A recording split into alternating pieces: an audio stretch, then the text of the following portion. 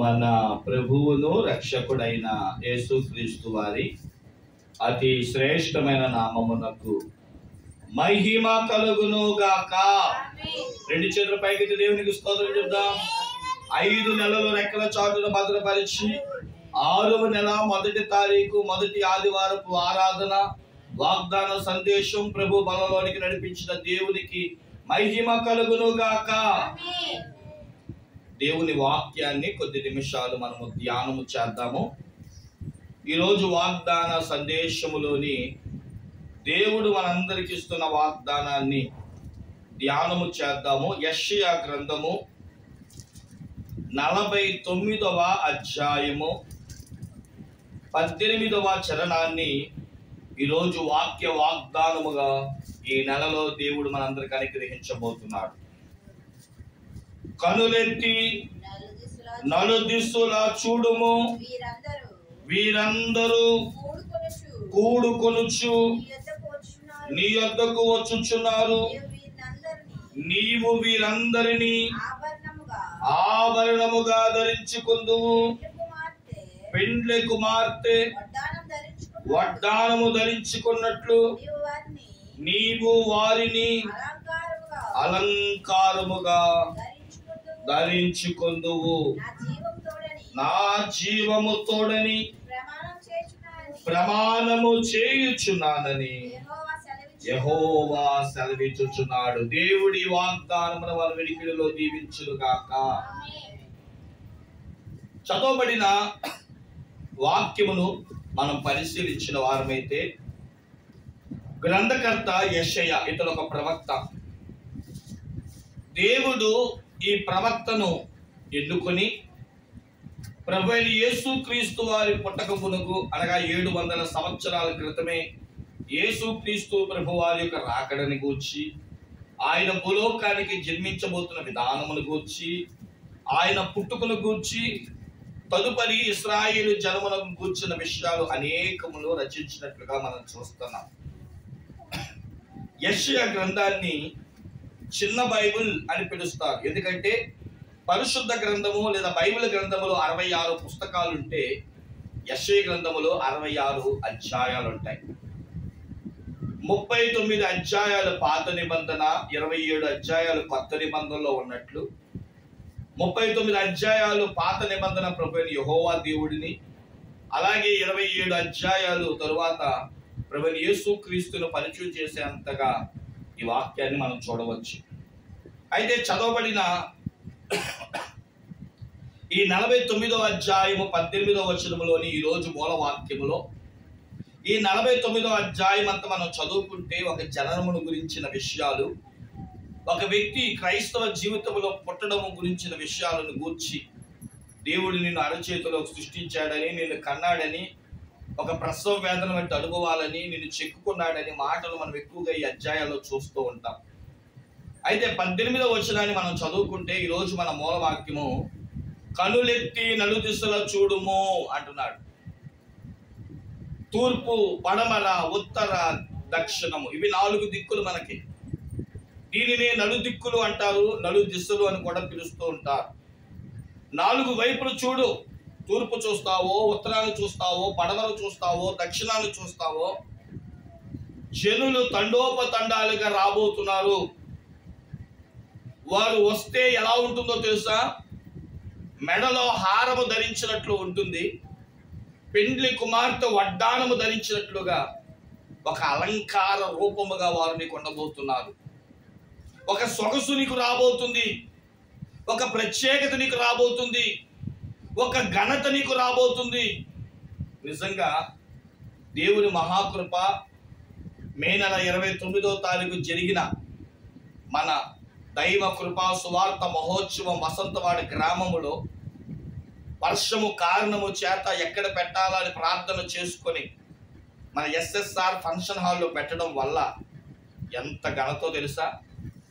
AC function hall ఏమో వచ్చిన వాళ్ళందరూ అంటున్నారు, ఏ సేవకుడు చేయని విధంగా మీరు చేశారు, ఎక్కడ రాని జనం వచ్చారు. నేను అనుకున్నాను ఆ ఫంక్షన్ హాల్ జనం రారేమో, అంతా ఖాళీగా ఉంటుందేమో, బోసిపోతుందేమోనని. కానీ ఎన్ని కుర్చీలు వేసామో అంతమంది జనాన్ని దేవుడు నడిపించాడు. దేవునికి మహిమ కలుగునే గాక. నలుదిశలు జనులు వచ్చారు. తోటగూడెం నుంచి వచ్చారు, గుడివాడ నుంచి వచ్చారు, పునుగోలు నుంచి వచ్చారు, చెప్పండి, వసంతవాడి నుంచి వచ్చారు, చుట్టుపక్కల పరిసర పెదపాడి నుంచి వచ్చారు. గమనించండి, అనేకమైన ప్రాంతాల నుంచి వచ్చి చూడండి. ముచ్చటగా జరిగిన కార్యక్రమంలో కొన్ని డిస్టర్బెన్స్ వచ్చినాయి, కాదంటలేదు. అయినప్పటికీ ఎన్నడూ ఎక్కడ జరగనట్లుగా ఒక అద్భుతమైన రీతిగా దేవుడు గత నెలలో జరిగించారు. దేవుడు నాతో చెప్పారు, ఇదిగో రానున్న నెలలో, రానున్న సంవత్సరంలో, రానున్న దినాలలో నువ్వు విస్తారమైన జనాల్ని చూడబోతున్నావు. దేవునికి స్తోత్రం చెప్పండి. నలుదిశల నుంచి జనాలు రాబోతున్నారు. ఎక్కడ ఈ దైవజనుడు, ఎక్కడ వీరి పరిచర్య ఎక్కడ అని చెప్పి విస్తారమైన జనము వస్తేనంట వారిని దేవుడు ఎలా పోల్చాడంటే ఆభరణముగాను పెండ్లి కుమార్తెకు ఏమండి నడుములకు వడ్డారం ఎంత ప్రాముఖ్యమో అంత ప్రాముఖ్యమైన సంఘముగా నేను నిన్ను చేయబోతున్నాను అంటున్నాడు. నేనంటాను ఈరోజు, అందుకే నేను ఒక వాగ్దానం పెట్టాను. ఏమనంటే, నలుదిశల జనులు నీవు ఆభరణముగా ధరించెదవు గాక. దేవునికి మహిమ కలుగును గాక. ఈరోజు మన వాగ్దానం ఏంటో తెలుసా? నలుదిశల జనులు నీవు ఆభరణముగా ధరించెదవు. 4 దిక్కుల నుంచి నీకు దేవుడు గొప్ప కార్యాలు చేయబోతున్నాడు. ఈరోజు మనకి ఏదైనా సహాయం అందాలి అంటే నలుదిశలే. ఒక పర్యాయము ఎస్తేరు షూషాను కోటలో రాణి అయిన తరువాత హామాను అనే ఒక దుష్టుడు ఇశ్రాయేలు మీద పగబెట్టుకొని ఇశ్రాయేలీలను నాశనము చేయాలని, యూదా జాతిని మొత్తం పాడు చేయాలని ఉద్దేశంతో తాకీదు రాయించి ముద్ర వేయించాడు. వారు నశించిపోవాలని, వారు నాశనము కావాలని. ఎప్పుడైతే శాసనము బయటకు వచ్చిందో, మొర్దెకై అనే వ్యక్తి యూదా ప్రధానుడు యూదుల కొరకు ప్రయాసపడి నిమిత్తం ఎస్తేరు అను తన పిన కుమార్తెను, అతను పిన తండ్రి కనుక తన కుమార్తెకు కౌరు పంపించాడు. ఎస్తేరు, ఇందు నిమిత్తమేమో దేవుడు నిన్ను షూషాను కోటకు పంపించాడు కాబట్టి నీవేమైనా సహాయము చేయగలిగితే నీవు నాకు సహాయం చెయ్యమ్మా అంటే ఎస్తేరు ఒక కౌరు పంపుతుంది. నాన్నగారు, నేను సహాయము చేయడానికి నాకే అవకాశం లేదు, నేను నీకు సహాయము చేయలేనేమో అని అంటా ఉంటే ఎస్తేరుతో ఈ యొక్క మొర్దెకై ఒక చక్కని మాట అంటాడు. చూడండి, ఎస్తేరు గ్రంథము 4వ అధ్యాయము. ఎస్తేరు గ్రంథము 4వ అధ్యాయము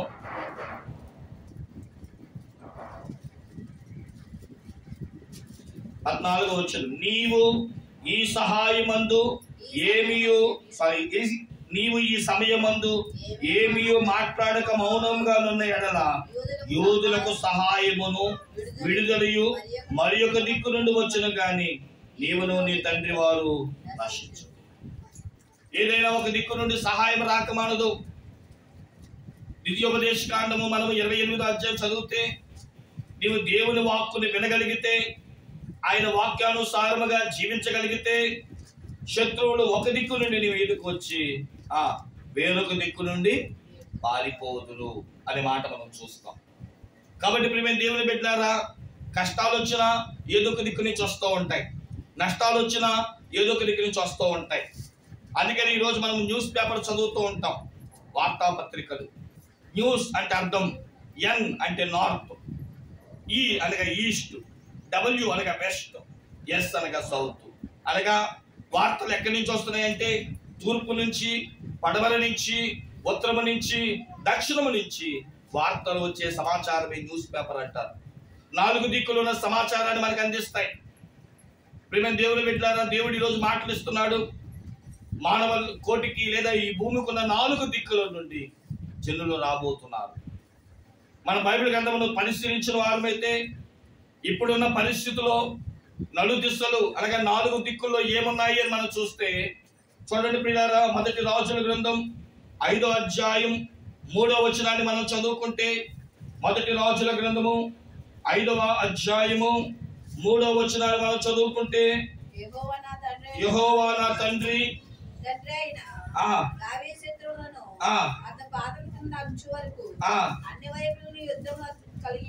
ఇప్పుడు అన్ని వైపులా అనగా 4 దిశల్లో ఏమున్నాయంట?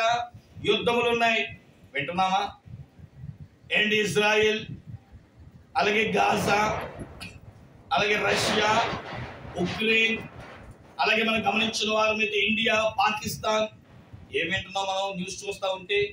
యుద్ధాలు, యుద్ధ సమాచారాలు, గొడవలు, దెబ్బలాటలు, దేశం మీదకి దేశం, ప్రాంతం మీదకి ప్రాంతాన్ని మనం చూస్తున్నాం. ఈరోజు పరిస్థితులు ఎలా ఉన్నాయంటే నలుదిక్కులకు ఎటు చూసినా యుద్ధ వాతావరణములే, యుద్ధ సమాచారములే, మరణ ఘోషలే, ఏమండి మరణము తాండవలాడుచున్న దినాల్లో మనం ఉన్నాం. ఎటు చూసినా యుద్ధాలే, ఎటు చూసినా భూకంపాలే, ఎటు చూసినా భయంకరమైన కరువులే. కాబట్టి నలుదిశలలో యుద్ధమును మనం గమనిస్తున్నాం.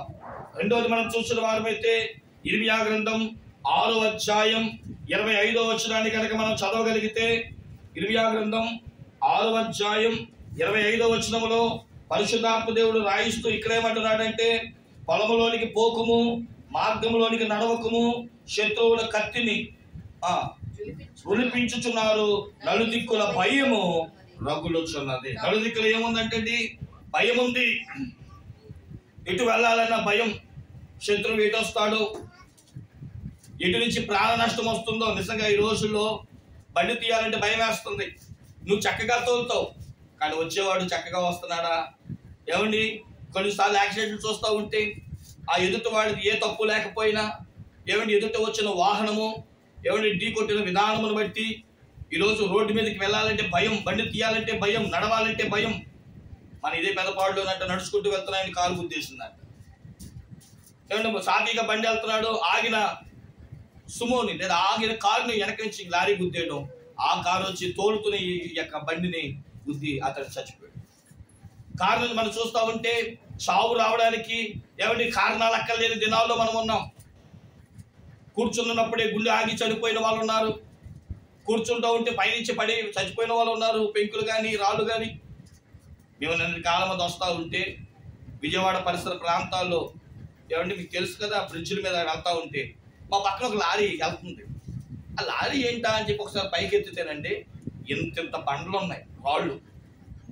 నేను మా పాస్టర్ గారు వెంటనే దూరం వెళ్ళిపోయి, ఎందుకంటే ఏమంటే మించి వేసాడు, అంటే తక్కువ లెవెల్ మించి ఆ బండరాలు తీసుకెళ్తున్నాడు. ఒక్కటి జారిందా నెత్తి, ఏమంటే కారు అయితే కారు నుజ్జైపోతుంది, నెత్తి బద్దలైపోతుంది. ఈరోజు ఎలా ఉంది వాతావరణం? భయం భయం భయం భయం గుప్పెట్లో పట్టుకుని వెళ్ళాల్సిన పరిస్థితి. ఒకటేమో నలుదిక్కులో యుద్ధం ఉందంట, మరొకటేమో నలుదిక్కులేమో భయం ఉందంట. ఇంకోటి చదువుదామా? యెషయా గ్రంథము 9వ అధ్యాయము 11వ వచనాన్ని మనం చదివితే, యెషయా గ్రంథము 9వ అధ్యాయము 11వ వచనం.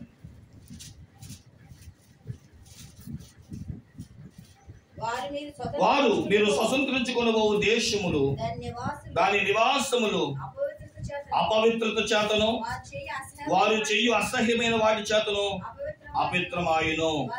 వారు జరిగించిన అసహ్యమైన వాటి చేత ఆ దేశము నలుదిక్కులు నుండి అసహ్యమైనవి, అపవిత్రమైనవి. పాపం అంటే ఎక్కడుంది? ఒకప్పుడు పాపం వ్యభిచారం అంటే అమ్మో రెడ్ లైట్ ఏరియా, ముంబై ప్రాంతం అనేవారు. మన ఏలూరులో, మన పెదపాడులో రాకెట్ అంటే దాడులు జరగగా ఏమండి వ్యభిచార గృహాలు పట్టబడ్డాయి. ఈరోజు అపవిత్రత మనం ఉంటున్న చుట్టుపక్కలే ఉంది. ఈరోజు టీవీ పెట్టిన కాడి నుంచి వస్తే భర్తను వదిలేసి ప్రియుడి కోసం వెళ్ళిపోయిన వారు, భర్తను చంపి ఏమండి సంతోషాల కోసం, సరదాల కోసం బిడ్డలను చంపేస్తున్నారు, భర్తను చంపేస్తున్నారు. అపవిత్రత.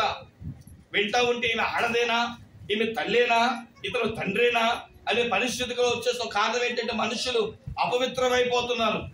నలుదిశలలో అపవిత్రత ఉంది, నలుదిశలలో భయం ఉంది, నలుదిశలలో మనము చూస్తే యుద్ధాలు ఉన్నాయి. కానీ దేవుడు ఈరోజు మాటిస్తున్నాడు, నలు దిశల నుండి దేవుడంట కొన్ని ఆశీర్వాదాలు నీ మీదకి తీసుకురాబోతున్నాడంట. నలు దిక్కుల నుండి దేవుడు మనకి గొప్ప ఆశీర్వాదము దయచేయునుగాక.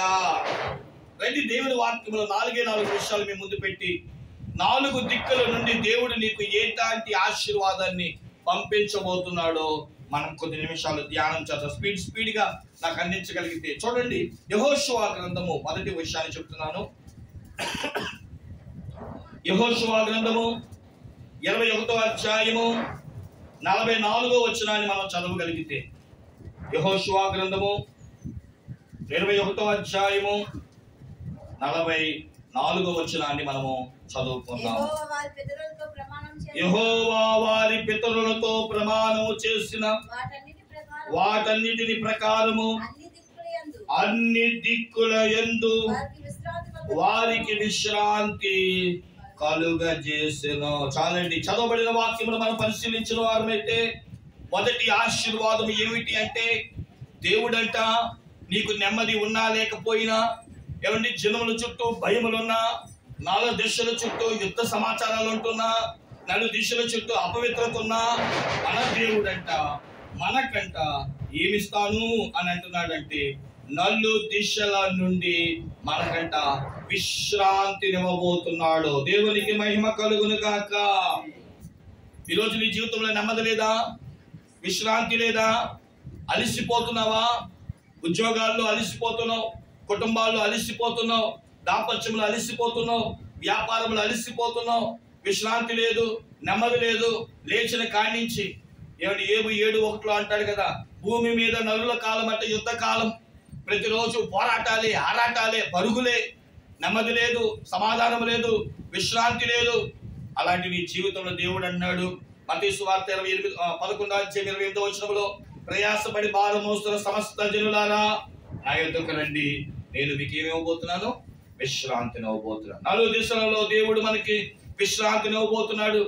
అలిసిపోయావేమో, నెమ్మది లేకుండా పడి ఉన్నావేమో, ఏమండి ఇక్కడే కూర్చొని దేవుని మందిరం ఉంటున్నావే కానీ హృదయం అంతా గలిబిలి, హృదయం అంతా చంచలమైన మనసుతో ఏంటా పరిస్థితి, ఇంటికి వెళ్తే నా పరిస్థితి ఏంట, నా ఆరోగ్య పరిస్థితి ఏంట, నా వ్యాపార పరిస్థితి ఏంట, అసలు నాకు ఏంట ఈ పరిస్థితి, ఏంట ఈ శత్రువు, ఇంటికి వెళ్తే ఇదిగో 1వ తారీఖు వచ్చేసింది, 5వ తారీఖు కల్లా ఏమండి ఈఎంఐలు కట్టాలి, 5వ తారీఖు కల్లా ఏమండి ఏమున్నాయి మనకి ఇంకా డాక్టర్ డబ్బులు కట్టాలి, ఏమండి ఎన్ని సమస్యలో నెమ్మది లేదు. ఒక ఆయన అంటున్నాడు కదా, అయ్యగారు 1వ తారీఖు వచ్చింది, ఎందుకంటే మాకు మళ్ళీ తిరిగేటప్పటికల్లా మళ్ళీ అప్పులు, సమస్యలు, బాధలు, అన్ని ఇబ్బందులే, ఒక నెమ్మది లేదండి. బైబిల్ గ్రంథంలో మనము 2 సమూయేలు గ్రంథము 7వ అధ్యాయం 1వ వచనములో భక్తుడైన దావీదుని గురించి రాస్తూ ఒక చక్కటి మాట పరిశుద్ధాత్మ దేవుడు దావీదుని గురించి మాటలు చెప్పాడండి. 7వ అధ్యాయం 1వ వచనం 2 సమూయేలు గ్రంథములో, యెహోవా నలుదిక్కుల అతని శత్రువుల మీద అతనికి విజయం ఇచ్చి అతనికి నెమ్మది కలగజేస్తారు. దేవునికి 2 చేతుల పైకెత్తి స్తోత్రం చెప్పండి. ఎవరికి నెమ్మది కలుగుతుంది అని అంటే దావీదును మనకి చూపించి, దావీదంట ఏమండి అతని శత్రువులు, రాజుగారు, ఏమండి రాజ్యం మీద ఎంతమంది కళ్ళుంటాయి, రాజు మీద ఎంతమంది కళ్ళుంటాయి, వాడిని ఎప్పుడు బలహీనవుతాడా, ఎప్పుడు యుద్ధము చేయాలా, ఎప్పుడు నాశనము చేయాలా అనుకుంటున్న శత్రువులంట నలు దిశల్లోనంట ఏ ఒక్కడు దావీదు మీద యుద్ధం చేయడానికి భయపడుతున్నారంట. కారణం ఏంటి తెలుసా? దేవుడు దావీదు పక్షాన ఉన్నాడు.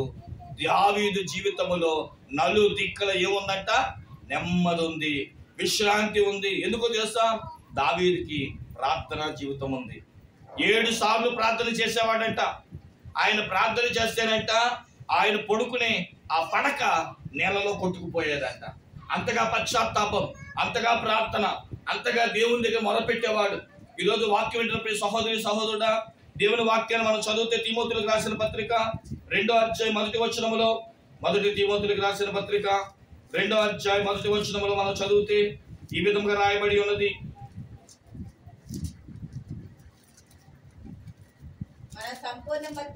మనము సంపూర్ణ భక్తియు మాన్యతయు కలిగి ఏంటంటే నెమ్మదిగాను సుఖముగాను బ్రతుకు నిమిత్తము అన్నిటికంటే ముఖ్యముగా వినండి వినండి ఎవరి కొరకు చేయాలంటే మనుషులందరి కొరకును, రాజుల కొరకును, అధికారుల కొరకును విజ్ఞాపనలను, ప్రార్థనలను, యాచనలను, కృతజ్ఞతాస్తుతులను చెయ్యవలెను అని బతిమిలాట్లా హెచ్చరిస్తున్నాడు. మనుషుల కొరకు ప్రార్థన చేయాలి, నీ ఇంటి పక్కన కొరకు ప్రార్థన చేయాలి, నీ శత్రువుల కొరకు ప్రార్థన చేయాలి, రాజుల కొరకు ప్రార్థన చేయాలి, నాయకుల కొరకు ప్రార్థన చేయాలి, యాజకుల కొరకు ప్రార్థన చేయాలి. అప్పుడంట అందరూ నీ దగ్గరికి వచ్చి సంతోషంగా మాట్లాడతారంట, నెమ్మదిగా మాట్లాడతారంట. సంతోషంగా మాట్లాడి అక్క బాగున్నావా అంటారంట. ఏమంటే అందరూ సంతోషంగా ఉంటే శత్రువులు ఎక్కడి నుంచి వస్తారు? మనకి బాధలు ఎక్కడి నుంచి వస్తాయి? అందరూ బాగుండాలని ప్రార్థించారు. అందుకని యేసుక్రీస్తు ప్రభువారు కూడా శత్రువులను ప్రేమించండి, వారి కొరకు ప్రార్థన చేయండి. కేకలేస్తే ఏమంటే శత్రువులు మారరు, పన్నాగాలు పడితే శత్రువులు మారరు. శత్రువులు లేకుండా చేసుకోవాలంటే ప్రార్థన ఒకటే. ప్రార్థనే శత్రువులు లేకుండా చేస్తుంది, మనసుకు శరీరానికి నెమ్మదిని కలిగిస్తుంది. కాబట్టి మొట్టమొదటి విషయము, నా దేవుడు ఏమని సెలవిస్తున్నాడు అంటే, నలు దిశల నీకంట ఆశీర్వాదములలో పరంపర మొదటి ఏంటయ్యా అని అంటే విశ్రాంతినిస్తాడు. నీకు నలుదిక్కుల నుండి శత్రువులు లేకుండా చేస్తాడు, భయం అనేది లేకుండా చేస్తాడు, యుద్ధం లేకుండా చేస్తాడు. 91వ కీర్తనలో అంటాడు కదా, నీ పక్కన 1000 మంది పడినను, నీ కుడి పక్కన 10,000 మంది కూలినను ఏ అపాయము నీకు రాదు. నీ పాదములకు రాయి తగలకుండా ఆయన తమ చేతులు ఎత్తి పట్టుకుందురు, ఏ తెగులు నీ గుడారము సమీపించదు వంటి వాగ్దానములు 91వ కీర్తన మనం చూస్తాం. అక్కడ సాతానుడు ఉంటాడు, వలలు, ఉచ్చులు, ఖడ్గాలు, బాణాలు వేసుకొని బయలుదేరుతున్నాడు మన మీదకి. మరి ఏ అపాయం రాకూడదని 91వ అధ్యాయము కీర్తన మనం చదవగలిగితే, 91వ కీర్తన మనం చదవగలిగితే ఎన్ని ఆశీర్వాదాలు. కేవలం చదువుకొని వెళ్ళిపోతున్నామేమో, వాటి కొరకు ప్రార్థన చేయి. ప్రభువా, ఈ వాగ్దానం ఇచ్చావు కదా, ఈ మాట ఇచ్చావు కదా, నాకు నెమ్మదినిస్తానన్నావు కదా, నాకు విశ్రాంతినిస్తానన్నావు కదా, ఈ నెల నేను నెల దిశలా విశ్రాంతిగా జీవించేటట్లు మమ్మల్ని మార్చు ప్రభువా. మాకు నెమ్మది ప్రభువా, నాకు ఎందుకు శత్రువులు ఉండాలి ప్రభువా, అందరినీ నాకు మిత్రులుగా చేయి ప్రభువా అని నువ్వు ప్రార్థించగలిగితే, దేవుడంట ఈ నెలలో నీకు వాగ్దానం ఇస్తున్నాడు. నలు దేశాల నీకంట ఏమిస్తానన్నాడు? మొదటిగా నెమ్మది అనే విశ్రాంతిని ఇస్తానంటున్నాడు.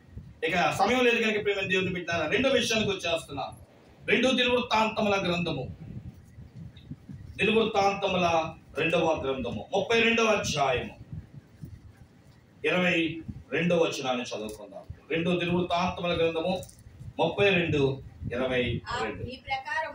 ఈ ప్రకారము యెహోవా హిజ్కియాను యెరూషలేము కాపురస్తులను అష్షూరు రాజైన సన్హెరీబు చేతిలో నుండి, అందరి చేతిలో నుండి రక్షించి, అండర్లైన్ చేసుకోండి, అన్ని వైపులు అంటే నలు దిశలా వారిని కాపాడెను. ఏం చేశారంటే మనందరికి తెలుసు, హిజ్కియా రాజు ఎప్పుడైతే ఒక రాజుగారి చేత ఏమండి చెడ్డ సమాచారం వింటూ యుద్ధమునికి బయలుదేరుతుండగా ప్రభు దగ్గర ప్రార్థన చేయగా, దేవుడు అంటున్నాడు కదా, హిజ్కియా నీ పక్షం నేను గొప్ప కార్యం చేయబోతున్నాను. ఏమిటా గొప్ప కార్యం అంటే, అన్ని వైపుల నుండి నేను నిన్ను కాపాడుకుంటాను. కాపుదల. ఈరోజు బండి మీద వెళ్తే లేదు కాపుదల, హెల్మెట్ పెట్టుకుంటున్నా చనిపోతున్నారు. ఏమంటే సక్రమంగా ఏంటంటే మనం చూసిన వారమైతే అన్ని రెగ్యులర్స్ ఫాలో అవుతున్నా చనిపోతున్నారు, క్షేమంగా వెళ్ళినా చనిపోతున్నారు. ఒకప్పుడండి మన ఇంటి మూల లేదా మన వీధి మూల బండి వేసుకుని వస్తుంటే, అరే మా ఆయన మా ఇంటికి వచ్చేసాడులే అనుకునే వాళ్ళంట. ఈరోజు ఇంటి మూల కాదు కదా, ఇంటి దగ్గరికి వచ్చేదాకా చెప్పలేకపోతున్నారంట. ఎందుకంటే ఏమి లేదు చెప్పండి, కాపుదల. ఒక ఆయన లేదా ఒక మనందరికీ తెలుసు, నేను ఈ మాట చెప్తే మీకు అర్థమైతేమో, నన్ను కాపాడుకోవాలని, నా ప్రాణాన్ని కాపాడుకోవాలని 4 గన్మేలను పెట్టుకుందంట ఆవిడ. ఎవరావిడి? రాజీవ్ గాంధీ. గుర్తుందా? ఏ గన్మేన్లు అయితే తనని కాపాడుతాడు అనుకుందో అదే గన్మాల చేత ఆమె ఏమైపోయింది. ఈరోజు ప్రియులారా, చదువు మనుషుల్ని కాపాడట్లేదు, ఉద్యోగాలు మనుషుల్ని కాపాడట్లేదు, ఏమంటే రాజకీయం మనుషుల్ని కాపాడట్లేదు, ఏమండి కాపలా కాసేవారు కూడా మనుషుల్ని కాపాడలేని పరిస్థితికి వచ్చేస్తాం.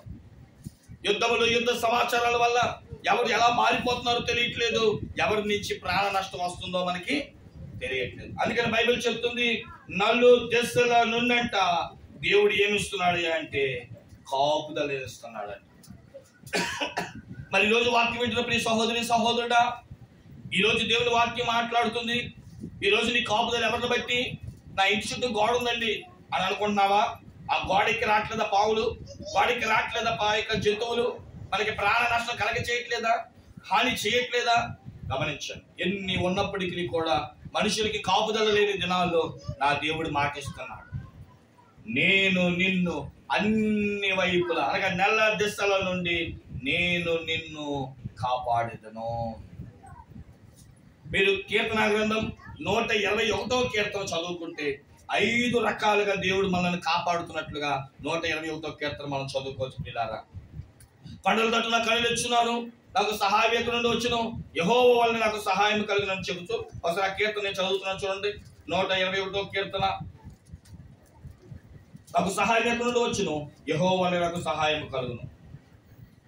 ఆయన భూమి ఆకాశం సృజించిన వాడు, ఆయన నీ పాదము తొట్టు నేయుడు, నిన్ను కాపాడువాడు కొనకడు. ఎందుకు కాపాడుతున్నాడు తెలుసా?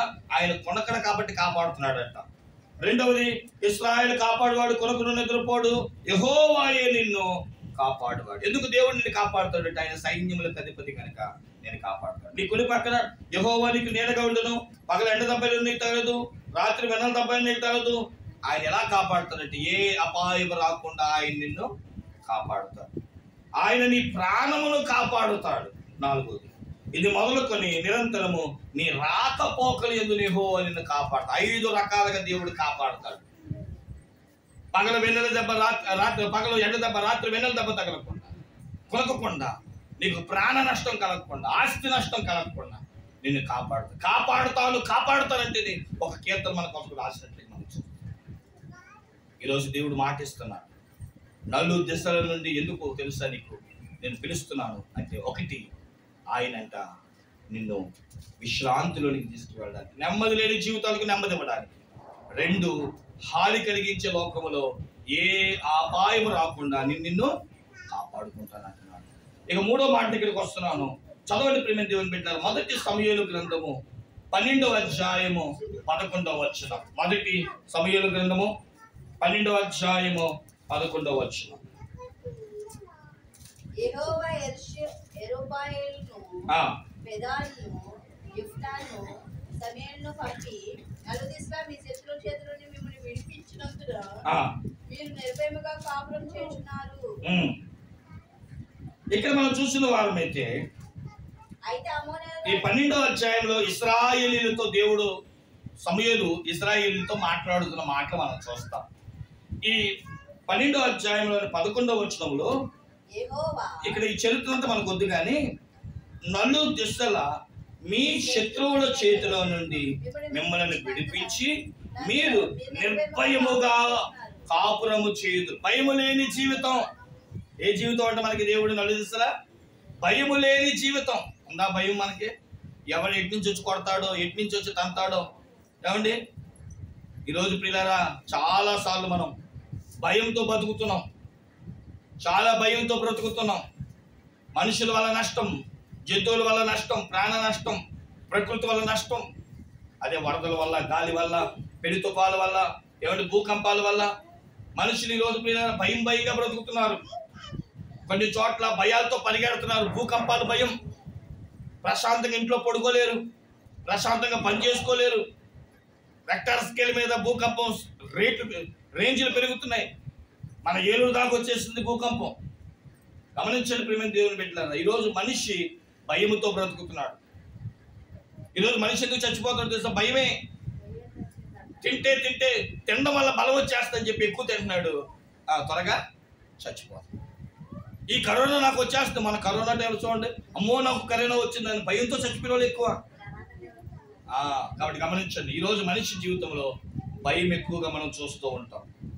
భయం లేని జీవితాన్ని నేను ఇస్తానని దేవుడు మాటిస్తాడు. భయం లేని జీవితము, నిర్భయమైన జీవితము, భయం లేకుండా జీవించాలి అంటే మీరు 112వ కీర్తన చదువుకోండి. 112వ కీర్తనలో యెహోవా యందు భయభక్తులు మనం కలుగుంటే మనకి భయం లేకుండా, మనం భయము భక్తి లేక జీవిస్తున్నాం కాబట్టి భయంగా బతకాల్సిన పరిస్థితి. పాపానికి భయపట్ల మనిషి, అబద్ధానికి భయపట్ల, వ్యభిచారానికి భయపట్ల, త్రాగుడికి భయపట్ల. ఏమండి, రక్షణ బాప్తిసాలు పొందేస్తున్నారు, మళ్ళీ వెళ్ళి బల్లారాత్రులు పాల్పొంది భయం లేకుండా. అయ్యో ప్రభు శరీరమే, ప్రభు రక్తమే నేను పుచ్చుకునేటప్పుడు ఎంత జాగ్రత్తగా ఉండాలి, ఎంత భయభక్తులుగా జీవించాలి. చూపులో ఏమైనా పాపం ఉందా, నడకలో ఏమైనా పాపం ఉందా, పడకలో ఏమైనా పాపం ఉందా, శరీర సంబంధమైన పాపం ఉందా అని ఆలోచించాలి. ఈరోజు మనుషునికి ఆలోచన లేదు, భయం లేకుండా బ్రతుకుతున్నాడు. కాబట్టి దేవుడు ఒక రోగాన్ని, ఒక వ్యాధిని, ఒక జబ్బుని, ఒక ఇబ్బందిని కలగజేసేటప్పటికి మనిషి బిక్కుబట్టు భయపడాల్సిన పరిస్థితికి వచ్చేసాడు. ఎవరైతే దేవునికి భయపడ్డో వారు మరీ భయపడేటట్టుగా దేవుడు చేస్తున్నాడు. కారణం మనం గమనించిన వారమైతే లోబడకపోవడం బట్టి. ఈరోజు వాక్యం వింటున్న ప్రియ సహోదరి సహోదరుడా, దేవుడు అంటే 3వ ఆశీర్వాదం ఏంటి తెలుసా? భయము లేకుండా నీ జీవితకాలం అంతయు జీవించేటట్లు నా దేవుడు నీకు కాపుదలిచ్చును గాక. చివరి మాట చదివి ముగించేసుకుందాం. యెహెజ్కేలు గ్రంథము 37వ అధ్యాయము 9వ వచనం. యెహెజ్కేలు గ్రంథం 37. ఈ 37 అనగానే యెహెజ్కేలుకి దేవుడు ఎముకల లోయలో తీసుకెళ్లి అనుభవాన్ని చూస్తాం. అన్ని ఎముకలే, కొన్ని వేల మంది చచ్చి ఉన్నారు, పురులు ఉన్నాయి, ఎముకలు ఉన్నాయి, అన్ని ఉన్నాయి. దేవుడు యెహెజ్కేలుతో అన్నాడు, యెహెజ్కేలు వీళ్ళందరూ బతుకుతారా? నాకేం తెలుసు ప్రభువా అని. ఊరిలో మాటను ఎముకలారా బ్రతకండి అనగానే అన్నాడు. వెంటనే ఏమండి, మెడకే మీద తలకే వచ్చేసింది, కాళ్ళు వచ్చేసింది, చేతులు వచ్చేసింది, పొట్ట వచ్చేసింది, ఎముకలు కూడి వచ్చేసింది. మళ్ళీ దేవుడు అన్నాడు, అన్ని ఎముకలు కూడినాయి కానీ మాంసం లేదయ్యా, రక్తం లేదయ్యా, పలుకు, చర్మం రమ్మని పలుకు అనగానే మాంసం వచ్చింది, రక్తం వచ్చింది, కణాలు వచ్చినాయి. అన్నిటిలో ఏం లేదంటే జీవము లేదు. యెహెజ్కేలు గ్రంథం 37వ అధ్యాయం 9వ వచనంలో ఆ ఎముకలకి ప్రాణం కావాలని పలకమంటే అక్కడ చక్కని మాట ఉందండి. నలు దిశల నుండి జీవాత్మ బయలుదేరంట ప్రతి వారిలోనికి. చదవమ్మా మాట. అప్పుడు ఆయన నరపుత్రుడా జీవాత్మ వచ్చినట్లు ప్రవచించి ఇట్లనుము, ప్రభువుకు యెహోవా సెలవిచ్చినదేమనగా, జీవాత్మ 4 దిక్కుల నుండి వచ్చి మృతులైన వారు బ్రతుకున్నట్లు వారి మీద ఊపిరి విడువుము. వెంటనే అంటే జీవాత్మ రాగానే కట్ట కట్ట కట్ట కట్ట కట్ట కట్టకమని ధ్వని వచ్చి ఎవరిని మనుషులందరూ కూడా జీవం కలిగి జీవించారు. ఈరోజు ప్రభు బలలో పాలు పొందుతుండగా మాట చెప్తున్నాడు, ఆయన శరీరమైన రక్తాన్ని మీరు పొందితే ఎలాంటి పాపిష్టి జీవితంలో నీవు జీవించినా నీవు క్షమాపణ పొందుతావు, ఒక మనిషిగా బ్రతుకుతావు. దేవుని కొరకు ఒక మనిషిగా బ్రతకాలి అంటే నువ్వు ప్రభు కొరకు నిలబడే ఒక వ్యక్తిగా ఉండాలి. మీ పాపాన్ని విడిచిపెట్టి, మీ శాపాలను విడిచిపెట్టి ప్రభు కొరకు ఒక గొప్ప తీర్మానంతో ఉందాం. 4 విషయాలు మీ ముందు పెట్టాను. 4 దిశల నుండి దేవుడు నీకు ఎలాంటి ఆశీర్వాదాలు ఇవ్వబోతున్నాడంటే, 1 మనం చూస్తే ప్రేమ దేవుని బిడ్డలారా విశ్రాంతిని ఇస్తున్నాడు, 2వది కాపుదలు ఇస్తున్నాడు, 3వది బైబిలేని జీవితాన్ని ఇస్తున్నాడు, 4వది నువ్వు బ్రతికేటట్లు జీవాత్మను పంపిస్తున్నాడు. అతి ధన్యత ఈరోజు మన కొరకు ప్రాణం పెట్టిన ప్రభువైన యేసుక్రీస్తు మనందరినీ 4 దిశల నుండి లేపి ఒక సార్వత్రిక సంఘముగా ఆయన రాజ్యంలో వారసులుగా నిలిపి మనందరినీ కూడా వాడుకునే కృప ఈరోజు ఆ బలలో మనందరూ పాల్పొందే భాగ్యము దేవుడు మనకి ఇస్తుండగా కృతజ్ఞతాస్తుతులు చెప్పి ప్రభువా ఈ 4 ఆశీర్వాదాలు మాకు దయచేయమని మనం అందరం అడుగుదామా? అడిగిన వారికి తల వంచండి, ప్రార్థన చేసుకుందాం.